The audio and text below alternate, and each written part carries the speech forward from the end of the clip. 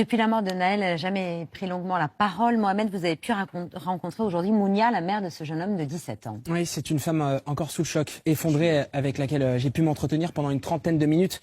Aujourd'hui, au cabinet de son avocat, maître Yassine Bouzrou, cette femme qui travaille dans le domaine médical nous a raconté comment elle a appris la mort de son fils alors qu'elle était en train de se rendre sur son lieu de travail, mardi matin vers 8h30. On me laisse pas voir mon fils. J'arrive, je demande si il est mort. Le policier me dit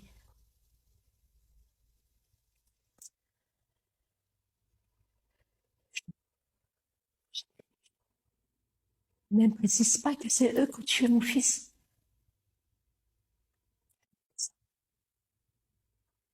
C'est des jeunes qui sont venus me voir, qui étaient présentes. Une voisine qui habite tout au-dessus de l'accident. Elle a tout vu. Quand vous voyez cette vidéo qui a été relayée partout, Au début, je réalisais pas. Je croyais pas que c'était mon fils. Je croyais pas du tout que c'était mon fils. Jusqu'à que, quand il a eu l'accident, je suis montée les escaliers. On avait un petit chemin. Et je vois un petit chemin où on peut voir exactement l'accident. Et je vois mon fils sous un drap. C'est 3 heures qu'il était là. Monsieur le ministre, cet après-midi, pendant qu'elle était en train de régler les derniers détails d'organisation de la Marche Blanche, elle n'a cessé de demander par téléphone à ses proches de relayer sa demande aux jeunes de Nanterre, respecter une marche pacifique. Pacifique pour Naël. Avec Anaïs Recouli et Valentin Thibier, nous lui avons demandé si elle en voulait à la police. Vous n'en voulez pas à la police? J'en veux à une personne, celui qui a enlevé la vie de mon fils. Il n'avait pas tué mon fils. Il y avait d'autres manières de le faire. Il n'avait pas tué mon fils. Une balle, si près de son torse. Non, non, je peux pas imaginer ça. Je peux pas. Non, frapper, le faire sortir, oui, il n'y a pas de problème. Mais une balle pour un... Non. Il y a d'autres moyens de les faire sortir. Tuer des petits comme ça va durer combien de temps? Encore combien d'enfants vont partir? Dites-moi encore combien d'enfants vont partir? Combien de mères vont être moi? Combien de mères? Ils attendent quoi en fait? Ils attendent quoi?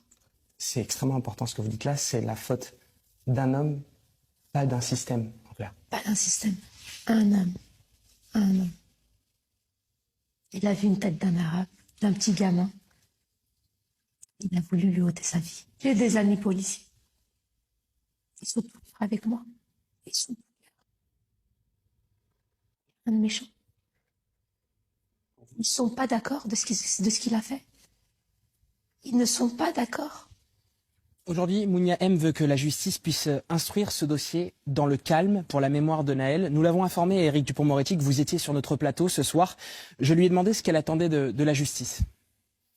Qu'il paye la peine de mon fils. La souffrance que j'ai là. Il a tué mon fils, il m'a tué. À son tour. Vous espérez que la justice soit ferme, exigeante et juste surtout?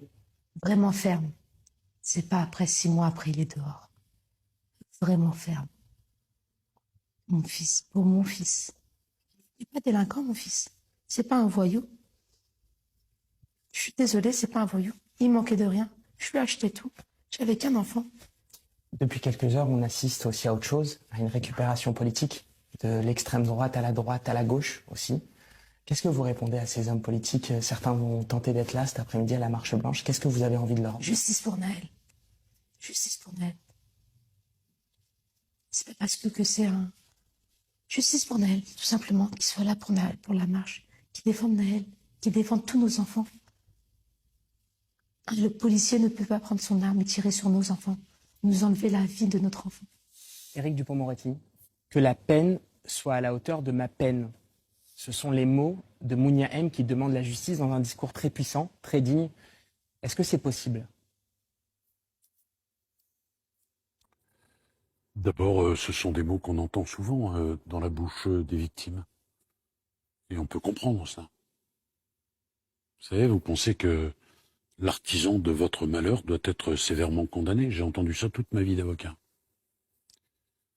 Ce que je retiens aussi du témoignage de cette dame, bien sûr, c'est son chagrin. Et je redis que ce chagrin nous impose du recueillement et peut-être même un peu de silence. Et puis, elle distingue, elle, vous l'avez entendu, avec une infinie dignité. Cette femme, elle a tous les droits dans son expression aujourd'hui. Et elle dit, moi, je distingue le policier que j'estime être de l'institution policière. C'est remarquable de dignité. Et je pense que c'est une leçon que certains seraient bien avisés d'entendre.